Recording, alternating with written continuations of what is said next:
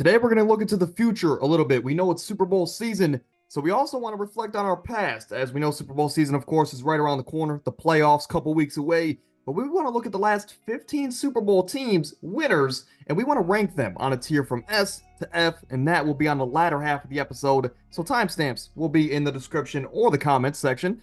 Check either or. But today we're also going to be giving you guys our Week 17 predictions, of course, in the NFL, our updated top 10. It's a jam-packed show. Amir, how you doing on this Thursday morning? I'm doing great, man. Always a blessing to be on this pod every single Thursday, man. I love being here. This season is moving by way too fast, but let's get it. Yeah, absolutely. Last podcast of 2023, so Amir, no pressure here. But quickly, we're going to go through the first half of the show relatively fast, so stick with us. For our Week 10, this was our updated top 10 going into last week. Of course, my top five on the left, Amir's top five on the right. And safe to say, we both have some pretty big changes. This was our 6 through 10 of Curious. I'll give you guys a second to look at it. Of course, I'm on the left, Amir on the right.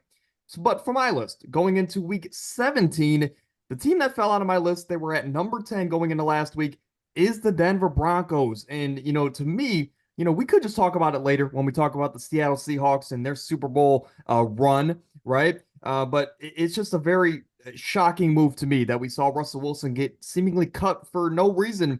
I understand there's cap reasons behind it where if the Broncos get rid of him and they don't play him the last two games of this year, well, I'll say this. If Russell Wilson were to play and get hurt in these last two games, he would still be guaranteed $37 million going into next year. So the Broncos are sitting him to avoid that injury. And not only are they going to sit him, they're going to cut him when March comes around. So that was shocking. I'll get your thoughts on that here in a second. But right outside for me on my list, the Tampa Bay Buccaneers, I'm sure it's the same for your list, and the Seattle Seahawks. Another team that's playing okay football despite injuries. But Amir, your thoughts on the Denver Broncos situation and first ballot Hall of Famer on the move? Personally, I thought, they're kind of doing them dirty here because, this Broncos team was kind of a roller coaster ride. I mean, they started off what, like 1-4, 1-5, or something like Yeah, one that. and five. Yeah. Yeah, and the biggest problem with that team was like, they weren't going to win football games unless their defense stepped up regardless. You saw that like once their defense started getting turnovers and creating, for Russ and for the whole entire team, then they were able to win games. I feel like at this point, Sean Payton and the organization is trying to, point fingers at somebody. It has to be Russ, but Russ was playing on the MVP level. I mean, if this team even, you know, wins the division, over KC, which is was definitely easily to do, then Russell Wilson will still have a job. They will still be getting praised, and he, possibly be an MVP front runner. But I think they're trying to just find a scapegoat.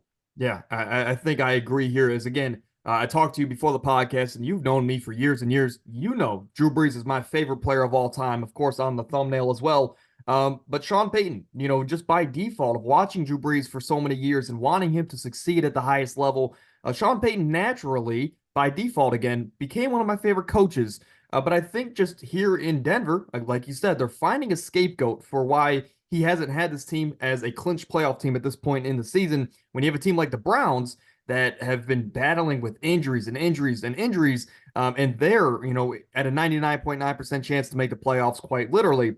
So I think, again, they're trying to find a scapegoat. I don't understand why Sean Payton took this job if he wasn't a believer in Russell Wilson. But I mean, hey, I guess that's why we're at home and we're not making those front office decisions. But moving into the top 10, and we're going to go through this again rather quickly. But Amir, I'll give you the job of going through why you have the Rams at number 10. We both have them here at the number 10 spot, but the Rams, they've been hot. Why do you have them here at 10? Rams are the hottest team in football right now. Going into the playoffs, first of all, I believe this team is going to win out, win these next two games. But going into the playoffs, this is a dangerous team you got to watch out for. I mean, this offense is elite. They completely, smacked the Browns. Obviously it was Flacco's first game back, but they smacked the Browns completely. They went ahead in the overtime against the Ravens and should have won that game. And this team looks unstoppable. I mean, nobody can stop their offense. The defense is even elevating a little bit. And going into the playoffs, McVay is happy right now, and it's obviously clear that it got something. And in my honest opinion, it doesn't matter what happens the rest of this year. I believe this team is going into next year, excited and ready to build off of this too. Absolutely. I mean, for years now, I think ever since really that first Super Bowl run that this Rams team made in 2018, which we'll talk about later, I think Sean McVay's been my favorite coach in the league since that point. I just like how he runs offense. He's been my favorite coach in the league for that long, I guess is a good way to put it. And as great as Stefanski's been, I would drop Stefanski for Sean McVay in a heartbeat. But again, that's a different conversation for a different day. At number 9, you have the Kansas City Chiefs. I have them just one spot ahead at number 8. You have them dropping 2 spots. I have them dropping 3. Of course, a lot of this has to do with the Raiders losing, or with the Raiders getting a big win, and sort of convincingly, as their last completion came in the first quarter. But is there anything you want to add? Why are the Chiefs here so low at number 9 with the best player in football? Yeah, I mean, this is at a point in the season where it's like, it's kind of just too hard to come back from. I mean, history tells us that, Mahomes and the Chiefs can pull it together and figure it out. But, I think at this point in the season, this is just who the Chiefs are. And you know, they won't be able to accomplish anything without, anybody to throw the ball to. Kelsey dropping a lot of passes. Yes. Hopefully he can figure it out. But I mean, if when you have no true number one, no true deep threat like they've had in the past years, I mean, honestly, this becomes easier to play against, and I think Kansas City is struggling because of that. Yeah, I mean, Rashi Rice has been amazing. I do want to throw that out there, and he's been playing good, but he's a rookie. You can't really rely on a rookie, in most cases, to be a number 1 wide receiver on a Super Bowl level team. At number 8, you have the Cleveland Browns. I have the Cleveland Browns at 9, simply for the fact that the Chiefs have Patrick Mahomes. On a one-game scenario, Mahomes probably gets the win for the Chiefs over the Browns. However, we both have them in the same range. As a Browns fan, why are the Browns here, number 8 for you, rising up the ranks? I'm when I make these rankings, I'm trying to keep my bias out of it. But I mean, at this point, I mean, the Browns are playing amazing, and you could even argue. I mean, they could be higher. Yes. Flacco is playing absolutely insane. By no surprise. I've been saying it for over a year. We just need somebody, with arm talent to come in and do the bare minimum. He's exceeding that. He's exceeding expectations. We're finally airing the ball out. It's honestly crazy because, the Browns' old mantra was always, stop the run the football, but it's switching now. Now we're airing the ball out Yeah. while also being able to stop the run and force turnovers. And, I think once our run game kind of gets back grooving again, we'll be unstoppable. Yeah, big game tonight where we can clinch a playoff spot, and of course crack 10 wins on the season. I'm worried about tonight just because it is the New York Jets, and they're one of those Yeah. teams where you never know what version of them you're going to get. But I do hope that we can win, and we'll talk about our predictions in a minute. At number 7, you have the Detroit Lions, and of course, me and you have disagreed about them from the start of your journey on this podcast until now. And I have them higher, of course, than number 7. Why are they at number 7, though, for you? Still rising up the ranks. Yeah, I mean, the Lions are a 7, not because of them, playing bad. I mean, they've obviously had struggles. I mean, they almost lost to Minnesota, Yeah, which I had as my potential upset of the game, of the week last week. But I mean, this team is interesting. They're kind of a roller coaster ride too. They have the number 1 seed right now, if I'm not mistaken, or I think they're going to in get the it. running for it. No doubt about it. Yeah, and I mean, at this point in the season, I'm still not as high on this team as, everyone else. I've seen them kind of, crumble under the pressure, kind of struggle against bad teams and struggle against, teams that are somewhat playing competent football. And, I just believe that the 6 teams I have above them are just better, not because they're playing terrible, Yeah. the past few weeks, but, I just think that the top 6 teams, I'm taking them in a 1 game scenario. Sometimes that's the only argument you need. I mean, the Browns have looked so much better in all aspects of football than the Kansas City Chiefs as of late. But for me, in a one game scenario, that's the only reason the Chiefs are over the Browns is because they have Patrick Mahomes. But at number 7 for me, the Dallas Cowboys. To me, look, I know they've been dominant, and you had them at number 2 a couple weeks back. They've been dominant. However, we're still waiting for that big victory. That has, been the story all season. They played the Dolphins last week with an injured Tyreek Hill, and we were like, you know what?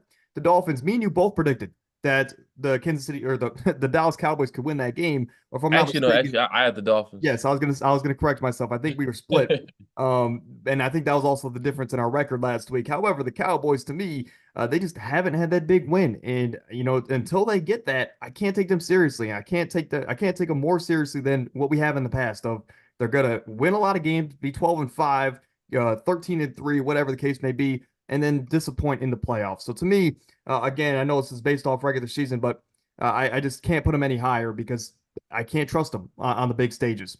At number six, we both have the Buffalo Bills. Why do you have Josh Allen and the crew here as you remained them at number six? I'll give you some credit because you were higher on them than me going over the last couple of weeks. But why at number six? Yeah, this team is rolling. I think this team is finally hitting its stride. Obviously, we're waiting on them all season long, but I think at this point, I mean, they've shown that, they're kind of piecing it together, finally getting back on track. Allen is finally playing, a little bit better. They're getting the run game going. Shout out James Cook for how well he's been playing. Yes. And the defense is finally playing somewhat better. The defense played horrible, at times throughout the season. And I believe all cylinders are clicking, going into this week 17. Absolutely. Going into the top five, you have the Philadelphia Eagles at number five, and we'll talk about them later. Very interesting take for me having them up five. I have them at three still, just based off track record. But at number five, is there anything crazy you want to add here about Jalen Hurts and the tush push team? No, I mean, not really, I think this team is still gonna put stuff together, but as of right now, they're playing like the fifth best team in the league. Yeah, That's absolutely. Sorry, go ahead. no, that's it. Yeah, I mean, there's not much else to say. We Yeah. know the talent, we know the potential they have, but I'll ask you this because we've said it every single week. Are they playing their best football right now? No, not at all. I think we're going to start to get a switch turned here once they can rest their starters for 1 week because they've Yeah. had a gauntlet in the last month and a half of football. But you have the Cowboys here at number four, and I had them at seven. Why do you think you're so much higher on them than me? What am I missing here with the Dallas Cowboys? Well, I mean, with the Cowboys, I don't want to be that guy that jumped the gun and has dropped them down, three spots, just based off of one loss. Because I mean, at the end of the day, if I'm comparing them and the Dolphins, I mean, they lost to another top five team in the league, and I think this week will kind of show where they're at, how they respond. And, also, I mean, the Cowboys also have back-to-back road games, which is always tough, against two, great teams. And I mean, they honestly had a gauntlet too, similar to the Eagles. I mean, they had Seattle. They had, Philly, and then had Buffalo on the road and then Miami on the road. I think this upcoming week, they're going to be back at home, which they're undefeated at home. And this will kind of give us, a good tell of, can they still compete? Can they be the top team, in the Lions? What's interesting about this week is they've said that the underdog, of course, to the betting lines, they've won 8 straight Monday Night Football games. Dallas and Detroit play this Saturday, and of course on a Saturday, but it's going to have Monday Night Football production if that makes any sense. So basically, it's a Monday night game taking place on a Saturday. So all the bettors are right now are betting on the Detroit Lions because 8 straight underdogs have won on Monday Night Football. We'll have to see what we think here in just a moment. But at number three, you have the Dolphins. I have them at number four, not too far behind. Tyreek wants 2,000 yards at this point. I don't know if that's really going to be possible unless he goes nuclear. But of course, Tyreek's been there. He's done that. His eyes are on the biggest prize, which is the Super Bowl. But overall thoughts on the Dolphins? They got a huge win last week. I guess is it time to start taking them seriously? Yeah, definitely. I mean, me and you had them both, in the same tier as the Cowboys, kind of just like, we're waiting on that huge win. I think going into last week, the Dolphins had one win, against a team over 500, and the Cowboys had zero. And so, the Dolphins finally added to that. And, I mean, they kind of showed that, their defense could step up in big moments, despite the injuries. And, I mean, Tua looked, solid last week. He kind of looked timid in the pocket. And, I think this week, it's going to be the same thing. I believe Baltimore is going to, expose their flaws a little bit, make it tough on them again. But, I mean, as of right now, they're playing like the third best team in the league. Absolutely. I mean, they're right there for me. At number one and number two, there's no shocker here. I mean, if you've kept up with football, the Ravens, best team in the AFC, Niners, currently best team in the NFC record-wise, but also performance-wise over the last month or so. But the Ravens, we both had them at number two. They beat the Niners in convincing fashion. And of course, they changed the MVP narrative in one single game. The Baltimore Ravens, of course, they need their love. 5 turnovers in that game on that dominant Niners offense, and they move up to number one. Is there anything else you want to add here about the Niners and or the Baltimore Ravens? No, I mean, there's not much to it. The Ravens are the best team in football. Unless they play the Cleveland Browns. Oh, I'm just joking. But at number five, the only team I was missing here is the Detroit Lions. To me, of course, they got a big win last week, and I think this No. this week, and let me, Amir, I know you've been one of not a hater, right? But you haven't been as high on the Lions as me. And I'm gonna say this right now on the podcast, week 17. This is the last straw for me. I've had them in my top five, top six, seven range all year, right? Even going into the season. But if they can't get a big win this weekend on the road in Dallas, where, of course, the history tells us the underdog usually wins, I don't know if I can have them in my top five for the remainder of the season, even if they go to the Super Bowl. It's just a team that, they are supposed to be really good on both sides of the ball. I mean, they're top 10 offense, top 10 defense. They have the talent, but they just, they don't always show up. Sometimes they play down to their competition. I think this is a huge weekend for me, for my view on the Detroit Lions going forward. And if they can't get this win, even if it's by a slim margin, I'm going to lose all hope in this Detroit Lions team. But then we move over to the race for Caleb. Of course, we have some changes here as the Cardinals and I was going to say the Redskins, the Commanders, they move up a spot. And this is a list where technically you don't really want to be having the green arrow. But I mean, hey, when you have a prospect like Caleb Williams in the mix, I think you want that green arrow. Cardinals move up. Washington moves up with their sixth straight loss. They need to be investigated. The Patriots win. Of course, Bill Belichick doesn't know how to tank, and they move down. Giants enter the list now with Tyrod Taylor as the quarterback going forward. That's an interesting decision in its own right, but that is the race for Caleb. And our record last week, this is the last thing here before we get into these Super Bowl teams. I was 10-6. You were 11-5 on the season. I only have a 6-game lead on you. I'm kind of worried at this point in the year as the last 2 weeks you've beat me, or if I'm not mistaken, 2 out of the last 3 weeks you've beat me. Regardless, I'm 162-76, about 68%, right? You're at 156-82. Any thoughts on last week? I know there were some games like the Denver Broncos and the Chiefs that kind of screwed us.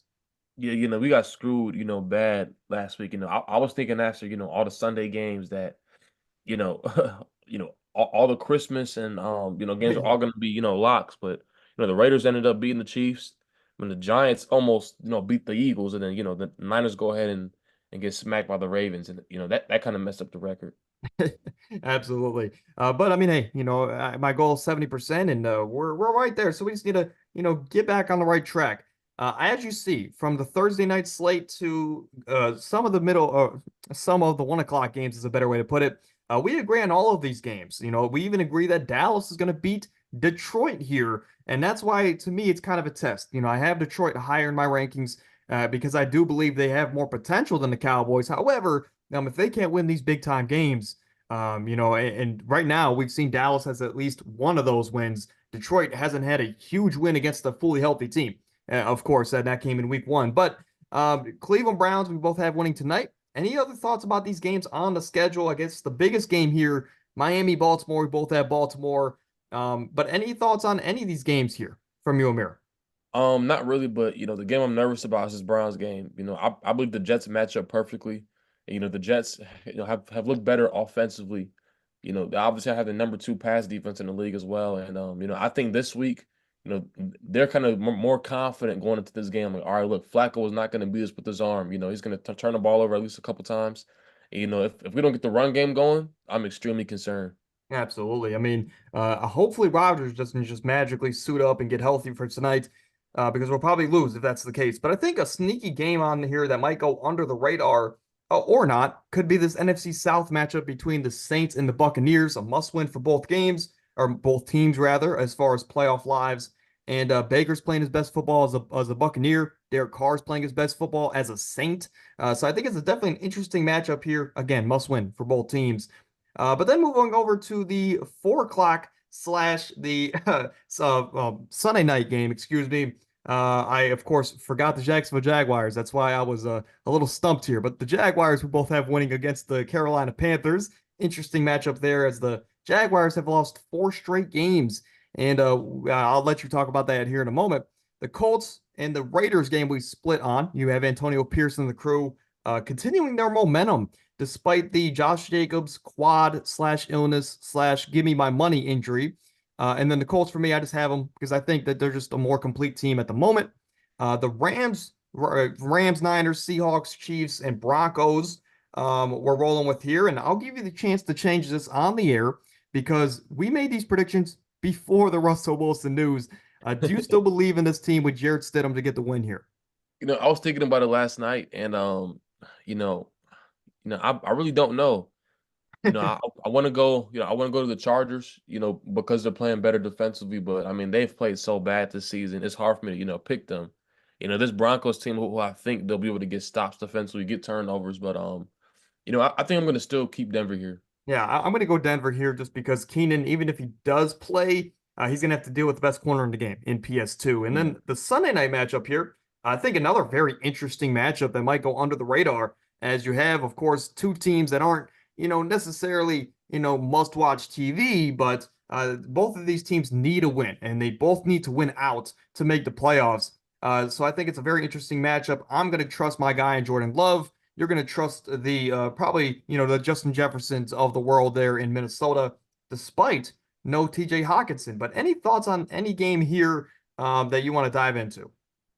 This Minnesota versus Green Bay game, I'm taking Minnesota here just because of the fact that I mean, honestly, their defense has been playing better, the past weeks, and I mean, shoot, last week they still put up 24 points despite throwing 4 picks. Shout out to And, Ty this Chandler.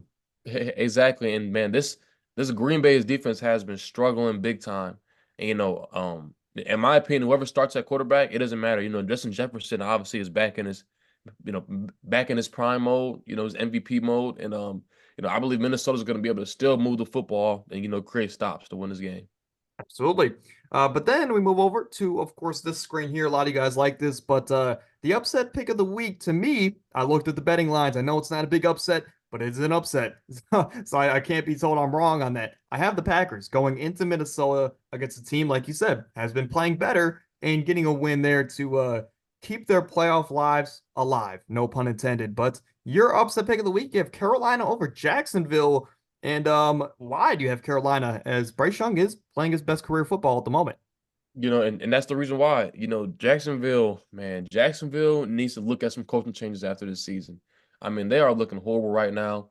They're at their lowest and Bryce Young is at his highest. And so, I think going into this game, Carolina has nothing to lose, and those are the most teams you need to be worried about. Carolina's going in, they're literally just like, man, we're going to go on and spoil this team's playoff hopes.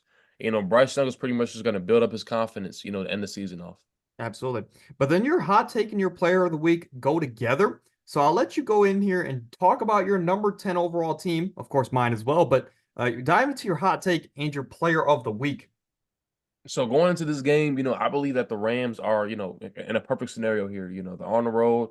They're playing the best football they've played in a while. And going into this game, my hot take, it's a very hot take, but I believe Puka and Cooper Kupp are both going to have 100 yards receiving. I believe the player of the week is going to be Stafford, and I believe this is going to be a high scoring game. The Giants kind of built off of some momentum last week. Tyrod Taylor kind of came in and gave them that offensive spark that they needed. And he honestly looked solid. And, I think, this is going to be, a higher scoring game, kind of a fourth quarter game. And, it's in New York as well, which will also kind of add to that fact. And, the Rams won't just come out with the win easy. And so, I think it's going to be an absolute, under the radar, underrated game. Absolutely. And then a thing I can second that statement with my hot take and player of the week as I was close to having the Cardinals as my upset pick of the week. As crazy as that might sound, but I just couldn't pull myself to do it. I have that the hot take of the week for me is that the Eagles game and the Eagles and Cardinals game will come down to the last second. Whether if it's in regulation or overtime, it's going to come down to a touchdown or it's going to come down to a field goal. I think the Cardinals have enough offensive firepower and, of course, Kyler Murray to stay in this game to make it interesting because of we know the Eagles have a tendency to play down to their competition. So if they do that for long enough, I think the Cardinals can make this interesting and take it down to the last second where we're gonna have I guess one of the best finishes of the year. But then my player of the week is gonna be DeAndre Swift. Me and you try to stay away from quarterbacks as much as possible, but like you said with Stafford, sometimes it's just too obvious. Yeah. But we try and stay away from the quarterbacks as much as possible. So I wanted to go different here. I wanted to go with DeAndre Swift as he was a madman in that the last 8.5 minutes of that Giants game, and I think if he's going to continue that, a perfect scenario here would be against the Cardinals, who have the worst run defense in the NFL. So that's my player of the week and the Super Bowl favorite. I was shocked, because me, my prediction coming into the year was Cincinnati with Joe Burrow, they're going to get it done against the Eagles in the Super Bowl. And, Joe Burrow went down, and that just made my decision easy for the rest of the year because I don't like to change my Super Bowl favorite. So it's been the Eagles since like week 5 or 6, whenever Burrow went down. But for you, you have the Eagles as well. Why do you have them over not have a team like Baltimore or San Fran, teams that are objectively playing better over this last month? I still have Philly. The NFL's in a weird state right now, where it's like, you A lot know, of parity. exactly. And so, I still have Philly. I believe they're going through the slump and kind of, get knocking off the rust, exposing their weaknesses. But you know, this probably won't change until the end of the regular season. I believe whatever team ends the regular season strong is going to win it all. Whoever ends it, kind of struggling and kind of weak, they'll honestly be first round exits. And as of right now, I think it's better now for the Eagles to struggle, kind of knock off that rust, figure out the weaknesses, figure out what needs to change, what scheme changes, have to kind of be moved around. I believe they're still finding themselves. Absolutely. I mean, again, I don't think they're playing their best football, and just like the Cowboys as well, they had a bit of a gauntlet. So the Eagles are still trying to get healthy yet again for that final push to the postseason to get back to where they lost last year. But speaking of that, let's dive into those Super Bowl teams. All right, moving over to those Super Bowl teams, like we promised, of course, with the thumbnail, maybe the reason why you clicked on the video today. But on the left side of your screen, of course, you see it in the red box, all-time classic. Then we have the great category, the good category, meh, and overrated slash trash team. Of course, I can't imagine we have any team in here because they are a Super Bowl winning team. However, basically, we're going to be going through the last 15 Super Bowl winning teams, and we're going to be rating them. Sometimes we might just give them an S tier or an all-time classic tier because of their playoff run itself. Maybe they were just that, they were that fun of a team, or they had that magical of a run that we put them over teams, even if they're not from top to bottom better, if that makes any sense. As that's kind of we did our list based off of feel, not necessarily on talent, of course. But it's definitely a combination of both, and that's a good way to put it. But Amir, we're gonna start here with the 2008 Steelers. If you remember, a very, very young Ben Roethlisberger who was on the quest for his second Super Bowl. Of course, he won one as a rookie there against the Seattle Seahawks. But Ben Roethlisberger was on his quest for his second Super Bowl, and this is a team that from start of the year, including the playoffs, they were 15-4 overall. And throughout that stretch, they had the 20th best offense that year, but the number one defense, one of the most underrated Steelers defenses, I think, in my opinion. James Harrison, Troy Polamalu, and many, many other guys I'm forgetting at the top of my head. But the most memorable moment of the year for this team, to me, no doubt, is that Santonio Holmes catch and that amazing finish to the Super Bowl. But what tier did you have them here? As of course, did you have them up top with like an S tier, or did you have them down towards the bottom, maybe overrated slash trash? It's crazy because I have this team probably maybe a little too high in European, but I put them in A tier. Just for the fact that dude, this defense was legendary in my opinion. Just like you just said, they have Pablo Malo and James Harrison. Ike Taylor and Ryan Clark both in their Ike prime. Taylor, that's a name I forgot. Yeah. Exactly. Like, he was having a great year that year. And despite having the 20th best offense, the reason why I didn't put them in S is, Big Ben didn't really have that great of a year. I think he threw like 17 TDs and 15 picks. That the Gunslinger. offense was piss poor pretty much. But that defense, held everybody under 20 points the entire season. They were lights out, and that's why I put them in A.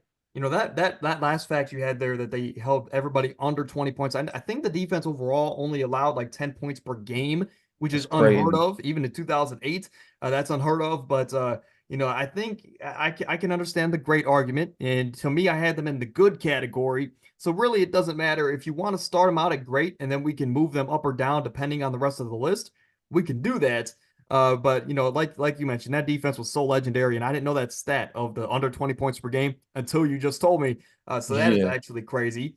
But if you want, we can keep them at great and then move it depending on how the list goes. Sounds good to me. Okay, we'll put them here at great, and of course the computer's a little bit behind. Anyway, then we move over to maybe a top five favorite team of all time for me. I'm gonna get it out the way. Drew Brees is my favorite player of all time. To me, one of the most underappreciated quarterbacks of all time. And I think this team is an all-time classic. Whether if it was the regular season where they were 13-3. Then they go to the postseason, three very impressive playoff wins, and of course that included a Super Bowl against Peyton Manning, who some would argue was the best quarterback and player in the game at that time. But they just had so many memorable moments, whether if it was just doing it for the Hurricane Katrina just a few years prior. And then you had in the Super Bowl that surprise onside kick. They also had the Tracy Porter pick six. And Amir, fun fact, this is the first Super Bowl I've ever watched. So no shocker here. This is going to get a bit of a nostalgia rating for me. And this team is an all-time classic. I have them as an S tier team.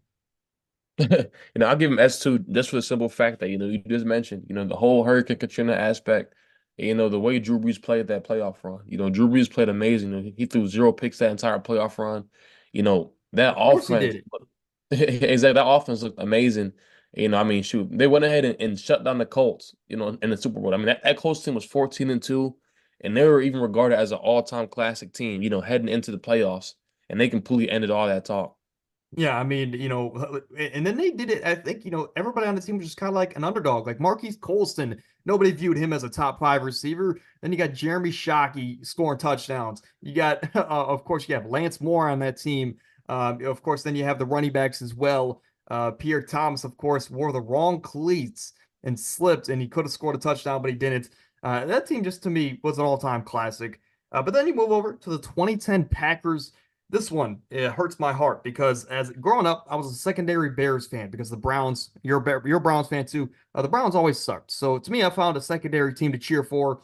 And I wasn't a Saints fan, I was a Breeze fan. The second team I cheered for, though, was the Chicago Bears. Of course, around this time, they had Brian Urlacher, Julius Peppers, Devin Hester, Jay Cutler, not Brandon Marshall, but Johnny Knox was a throwback name I could throw out there. Matt Forte. I can go on and on. But they got to the NFC Championship, and these two teams matched up, and it was a close game. But then Jay Cutler hurt his finger. He got a cut on his finger by B.J. Raji, and he sat out the rest of the game. And let's just say the Packers went on and they went to the Super Bowl, and I think it was a boring Super Bowl, but they still manhandled the Pittsburgh Steelers. But your thoughts on this team here as they were 14-6 throughout the year, and it was the birth of Discount Double Check. Yeah, so I mean, I have this team as a B, a good team. I thought they were I agree. solid, but I mean, honestly, I mean that Rodgers, almost got sent home by the Bears. That's kind of why, I had them in good. He struggled the game. I think he threw two picks that game. And this team looked beatable. And I just don't see them being in the same tier, as that Steelers or Saints team as of now. Yeah, I think if they face this Steelers team instead of the 10 or 2011 team, whatever year it was, I Yeah. think that Steelers team wins compared Yeah. to the Mike Wallace version of the Steelers. But the Packers, I agree, they're good to Met team to me. But no doubt, I mean, I just this is the first team I legitimately hated growing up because of my love for Devin Hester and Brian Urlacher and that great Bears team. But then 2011, we have the Giants, and I think this is the most interesting team on the list because from a talent perspective, I think no doubt they're probably the worst on this entire list when we look at 15 Super Bowl winners back to back to back to back. But I mean, overall, they were 13-7, by far the worst record Yeah. overall out of all of these teams. They had the ninth best offense, but the 25th best defense. Of course, that changed come playoff time. I think one of the most memorable playoff moments from them, no doubt, that Mario Manningham sideline catch. But Yep. overall, to me, I had them as a good team. But if you're able to sell me on something else, I'm willing to move them. But to me, good team just because of the crazy run that they went on. Yeah, I mean, I put this team in the S just because of the run. If I had to compare them to, NBA team, I'm thinking of the 2011 Mavs, which is that same exact year. And I mean, dude, I mean, they went in, as underdogs every single game. They went ahead and, on the road beat the 15-1 Niners and the 13-3 Packers and the 13-3 Patriots in the Super Bowl, all in convincing fashion. Eli threw for, 1,200 yards, that playoff run. The offense looked great. And I mean, this team as a whole, talent wise, is probably the worst on this list, I'd say. But I mean, dude, I They mean, this run fought. alone, I think should put them in an all-time classic. Yeah, I mean, I had him at a good, so I figured we can settle here at the great. But I mean, hey, I mean, if you want to, maybe we can go back and change it, have them as an all-time classic team. But I think just from a nostalgic tag, just because they were underdogs game after game after game, and like you mentioned there, it was against very good teams. You can argue they should be in an all-time classic team. I think, I rated them a little bit harsher, Yeah. strictly based off the talent aspect, but definitely, I mean, still a great Super Bowl team when it comes down to it. But then a team that I think it's the second team I probably hated growing up is the Baltimore Ravens, and in this exact team because Joe Flacco, a guy that back then we didn't give him the respect that he deserved. And of course, everyone viewed him as, basically the modern Brock Purdy, as he's carried by good defense and good weapons. We never gave him his respect. Well, now, as Browns fans, were rooting for Joe Flacco, but it's just a team that, looking back on it, they had a lot of, underrated players, Dennis Pitta, Anquan Bolden, of course, Torrey Smith, Ray Rice, a lot of good offensive pieces. And we haven't even mentioned the Hall of Famers on their defense, like Ed Reed and Ray Lewis. A great overall team that had a great run. I think the most memorable moment, I would say, was that mile-high comeback in the AFC title game, or I think it was divisional round. Either or. I think it was divisional because they faced the Patriots. Regardless, I have them, I have them in the good tier. The playoff run was magical because of Joe Flacco, but overall, I just have them as a good team. Yeah, but your thoughts here on this 2011 Baltimore Ravens club? I'm as a good team as well. You honestly touched on all the great points. This team was underdogs going into every game just because of, the fact that Joe Flacco was viewed as a game manager. He obviously shut down all that talk on the playoffs. I mean, he played lights out. And I have them in good. Just for the simple fact that they went ahead and beat, Brady and Manning, in the same playoff run, which I think is something that's legendary. Yeah, I mean, Joe Flacco, I think, is the only quarterback to ever beat both of those guys in the playoffs. So shout out to Joe Flacco. I mean, continuing to play great football here, even at 138 years old. Hopefully, he can clinch the Browns a playoff spot tonight. But then we move over to, I think, one of the biggest, I guess I don't want to say it, one of the most hated teams, but the Seattle Seahawks. I mean, they were just such a dominant team, and they were. I don't want to say that because the Steelers were like in your face as well, but the Seahawks, they were aggressive, and a lot of people didn't like that because they were in your face, and they were gonna tell you, hey, we're better than you, and we're gonna show you that on the field each and every week. Of course, this was the birth of the Legion of Boom defense, led by Cam Chancellor, Earl Thomas, Amir Sherman, Richard Sherman, of course. And there's a lot of other unsung heroes on this defensive team. But then you had a young Russell Wilson, of course, Marshawn Lynch, Doug Baldwin, one of the most underrated receivers of all time. But where do you have this team as, again, the birth of Legion of Boom? And they are, of course, had the number one defense this year. I put them in S tier easily. This is arguably probably the best defense on this list. You can make that argument. I And think so, no dude, doubt. exactly. Dude, this defense dominated the playoffs. They went ahead and went on, an elite run, win the Super Bowl and blew out, the Broncos. Everybody had, Peyton Manning putting up big numbers, but he looked like he was like he was a backup quarterback in that game. And it just goes to show the talent they had. They had Sherman, like you just said, they had Cam Chancellor, Bobby Wagner on that team as well, all in their prime. And And this yet team's none of those mindset. guys won Super Bowl MVP. Exactly, which is crazy to think about. That's how much depth they had, and it's the best way for teams to win. If you want to be a physical team, is to stop the run the football, and win a turnover battle, and that's exactly what they did every single game. Yeah, I mean, Malcolm Smith, of course, I want to show him his flowers. He was the eventual winner of that award. But what was it, like 43-6 or 43-7 in that Super Something Bowl? like that. And the Broncos scored a late touchdown too. But I mean, start to finish, this team just dominated the Broncos. I mean, the first play of the game, if you go back and watch it, that tells you all you need to know. It was a snap over Manning's head, and of course, I don't know if it ended in a safety or a touchdown, whatever it was. I mean, that just told the story for the remainder of the game. But the Seahawks, no doubt, an S tier team when we look at the entire history of Super Bowl winners. But then we talk about the 2014 Patriots. Brady finally gets back on top, and this is a team that was playing that Seattle Seahawks great defense, still in their prime. And we could be sitting here having two Seahawk logos on this screen. However, the Seahawks did not run the football. Of course, that is the most memorable moment of the Patriots playoff run, but you can also say, just the same. Malcolm Butler made that amazing game sealing at the 1 yard line interception to win a Super Bowl. Not often that happens, right? At least not at that, how close the game was. But your thoughts here on this 2014 team is, again, I mean, eighth ranked offense, number one defense on that season, or excuse me, number four offense, number eight defense. I was looking at the Seahawks there. But overall, your thoughts on this team?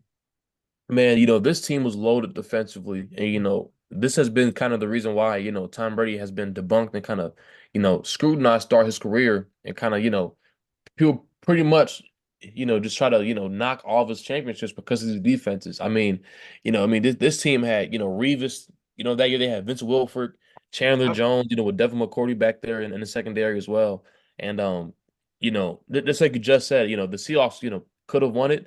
But I kind of want to counter against that and say, shoot, if Seattle doesn't get lucky with the acrobatic catch on the sideline, I Yes. mean, I think New England wins this game, with no type of controversy. Yeah, I think what isn't this the Chris Matthews Super Bowl where he was an Yeah, undrafted receiver exactly, man. Chris Matthews came out looking like Randy Moss all of a sudden. dude came out of nowhere just for the playoff run, and he was immediately an 85 overall, just making crazy catch after crazy catch. Crazy. Again, I mean, after that season, I don't remember him even playing again. Maybe he got hurt and injuries derailed the career. But But man, that dude, man, if you were a first-time football watcher and you turn on that game, you would think that man is a first ballot Hall of Famer. he was that good in that playoff run, and not to mention, of course, they had Doug Baldwin as well. Didn't Yeah. they? They might have had Jimmy Graham that in that 2014 year as well. Regardless, that might have been the next year. Where did you have this Patriots team as far as a tier? Did you have them in the good, great, all-time classic, or maybe even meh? So I ranked this team in the great just because I you agree. know, yeah, in the great just because in my opinion, they don't have anything that kind of put them in that all-time classic tier, especially when I'm comparing them against Seattle and the way the Saints went on their run. So Yeah, I mean, again, Tom Brady has two more chances on this list. I can promise you, at least on my side of things, he's going to have at least one S tier team. And then we talk about the Denver Broncos, of course, Peyton Manning's last year of football. And, some don't even remember he wasn't the full-time starting quarterback this year. It was a young Trevor Siemian going head to head with Peyton Manning, on a week-to-week basis. And Peyton Manning just did not look great. This team was the 19th best offense this year, but they were carried by their top five defense, led by Von Miller, of course, and Keep Talib and a lot of other great pieces. But to me, I think the best year or the best moment overall for this team was the playoff run because it was the perfect send off for Peyton Manning, of course, the sheriff, and some would argue the most talented quarterback of all time. So to me, I think that the overall just playoff run, winning it all for Peyton Manning in his final year, that was the perfect playoff moment for me. But I have them as a good team here, from a Super Bowl winner perspective. Where do you have them here as they took down maybe the most loved man in football at the time, Mr. Dad Man, Cam Newton? you know, um, the reason why I put them in good, is I put them in good tier, obviously. And, the biggest reason why is because they did take down Brady and completely shut that Patriots offense down. And I think they kind of got lucky playing the Panthers in the Super Bowl. And even though the Panthers went 15-1 that year, whatever, and Cam was the MVP. Yeah, You amazing know, team, man. yeah, that's kind of why I put them over the top there. But the offense is so bad to where it's hard to put them, in the great category. And just like you just said, the 19th ranked offense, Peyton Manning looked horrible all year long. It was not good, and I think that's the reason why I had to knock them down. Yeah, it was definitely not the 2013 offense that we saw where Peyton Manning had 55 touchdowns in a single season, still the all-time record. It was a completely different offense just a year and a half, 2 years later. But to be honest, I mean they were close to even hitting that med tier for me because if Cam Newton Yeah. dives on that fumble, we might be having a different conversation about a different team. Because of course Cam Newton didn't have a 1,000 yard receiver, yet he had that team at 15-1. Truly one of the best individual seasons we've ever seen. But Von Miller and that defense, they stepped up and they showed out for Peyton Manning. Moving over to 2016, and this team is an S tier team for me. I'll just get that out the way. Again, it's another rendition of this great Patriots team. Top three offense, but the number one defense. So they were top three in both categories. I think they have the best overall average in those departments. as far as any team on this list on the season, from regular season to including the postseason, all the way to the Super Bowl. This team was 17-2. They have the best overall record out of any team on this list. And of course, they capped it off the perfect way. 28-3 comeback against the Atlanta Falcons. No doubt to me, an S tier team. But anything, do you have anything to dispute that fact here about this Patriots unit? No, I mean this team is easily S tier. I mean they were dominant all season long. You know, their only losses came from resting early in the year, then losing to obviously a solid Seattle team earlier that year as well.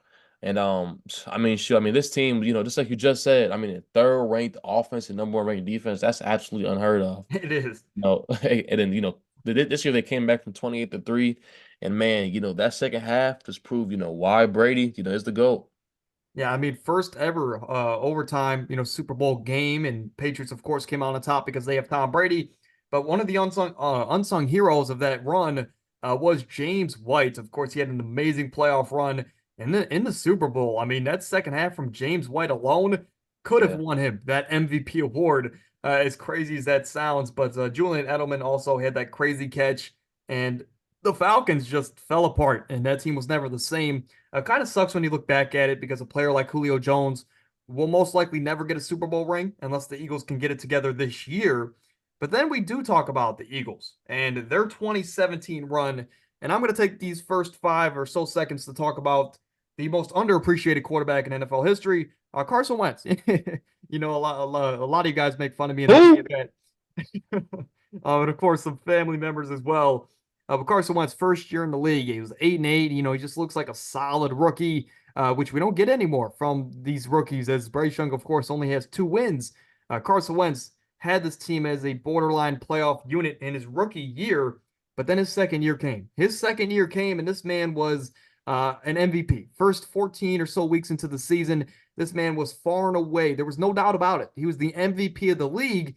But then he blew his knee out, and he took a questionable dive into the end zone, trying to, win this game when they were already in control. Bad decision on Wentz's part, but just one of those unfortunate things about football. And he was never the same after that injury. But Nick Foles stepped in that playoff run. Of course, Carson Wentz got them the number 1 seed. They had a bye week.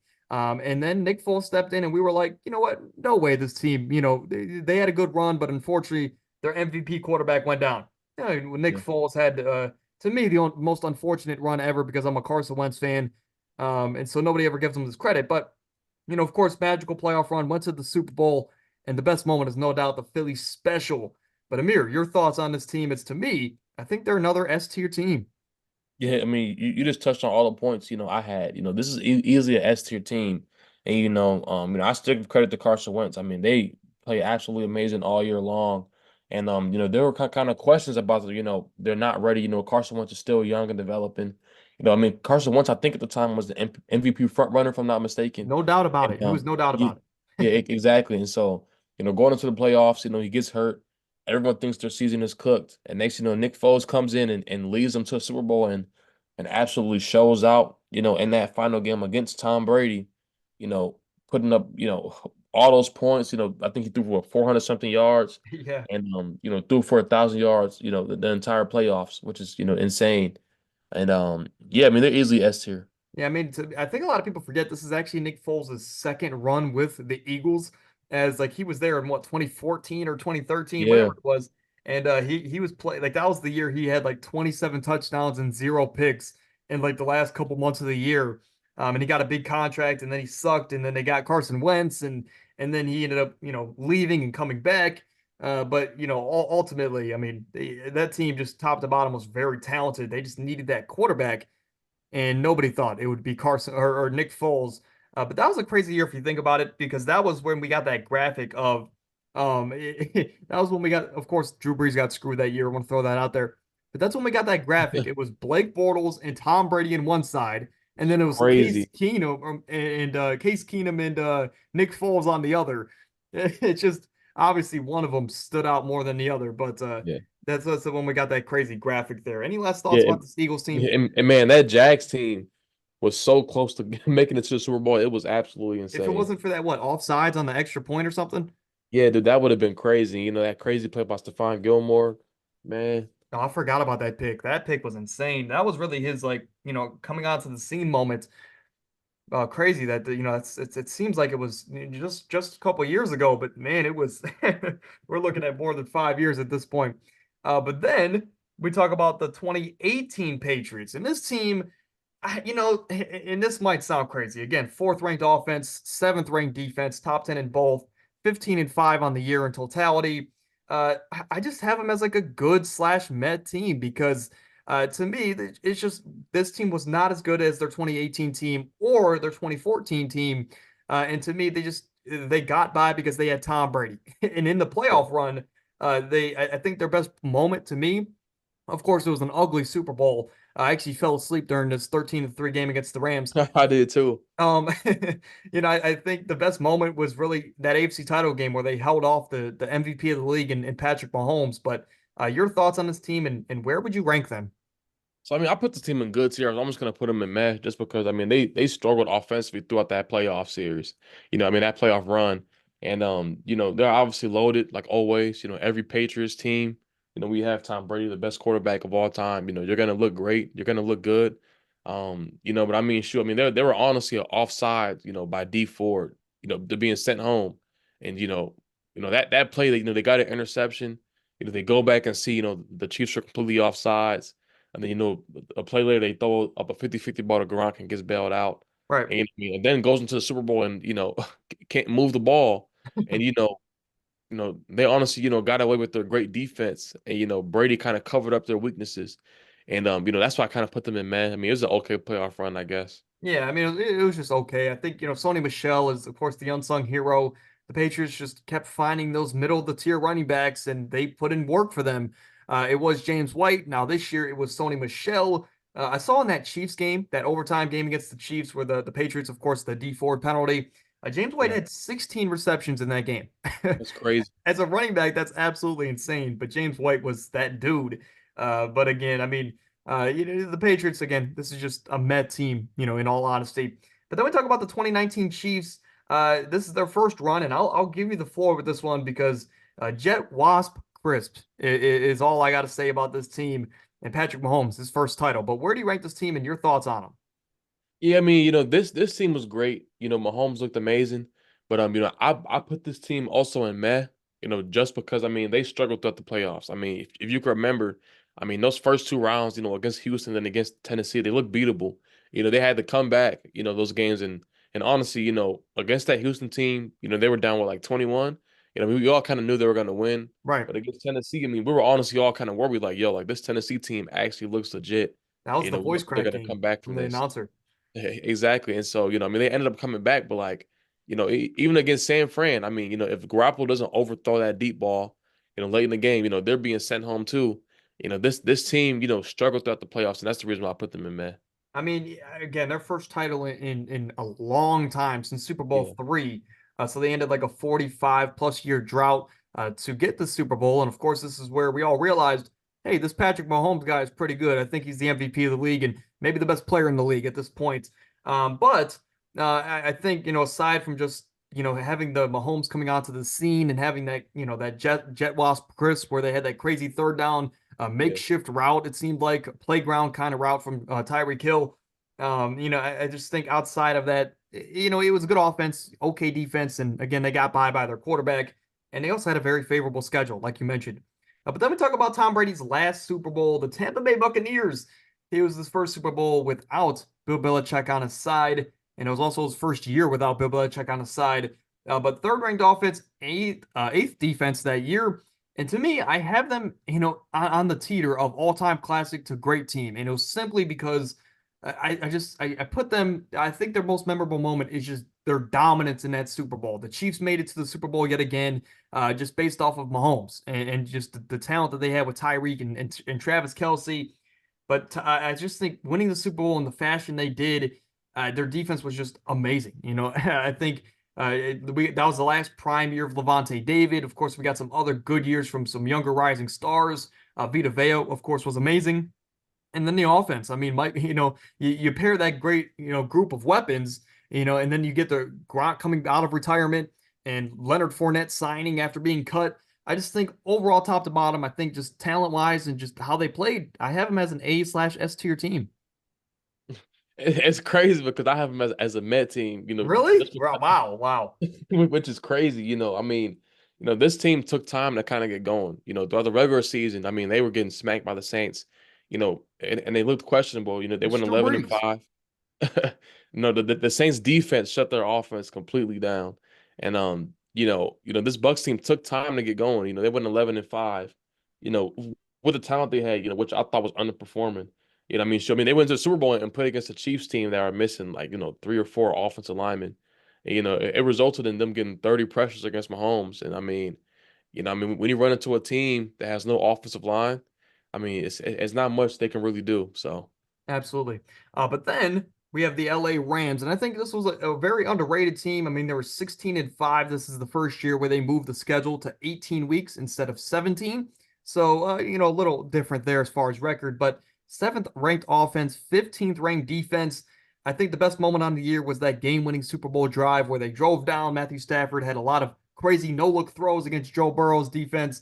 And then, of course, they had the game-winning fade route to Cooper Kupp, a Triple Crown winner that year. To me, I have them as a good team. To me, that a team that just finally got over the hump and they beat a lot of the allegations as far as is Matthew Stafford good? Is Cooper Kupp good? Mainly because of his race, but I think just top to bottom, can Aaron Donald get over the hump? I think this team answered all those questions, and to me, I think they're a good team. yeah, I mean, they're good in my opinion, not great. The 15th ranked defense for this team, despite all the talent they had, I thought was underperforming as well, kind It of like was. that Bucks team. And I mean, they were, a couple mistakes away, from, losing against the Niners, the round before. And if the Niners don't kind of throw that game away, we could be having a completely different talk. Joe Burrow will be having his first ring, in my opinion, right now. Yeah, And it kind of took for Cooper Kupp to put the team on his back, you know, and pretty much catch every single, pass that last game winning drive, for this team to win. So I put them in the good tier. absolutely. And then we're going to finish off here with last year's Super Bowl champions, the reigning Super Bowl champions. They look a little shaky right now, but the Kansas City Chiefs, the number one ranked offense, but the 16th ranked defense. I believe that might be the second lowest on this list of teams here. To me, I just think, their best playoff moment was, last year in the playoffs, they had a lot of second half magic, a lot of overtime wins. And to me, you can also say that second half magic in the Super Bowl where they ran the same play twice to Kadarius Toney or Kadarius Toney and Sky Moore, and it worked both times. And I guess you could also say the best playoff moment was James Bradbury, holding the way that he did. Yeah. But overall, I mean, what do you think about this team? I have them as kind of like a good, good-ish team. Yeah, I've been good too. I thought, this playoff series, this playoff run kind of like, solidified Mahomes as a future Hall of Famer. I mean, he had, a lacking receiving core, kind of like this year. Not as bad, but it was still lacking. Yes. They lose Tyreek Hill, the media, the entire NFL community is questioning, like, yo, can he win without Tyreek?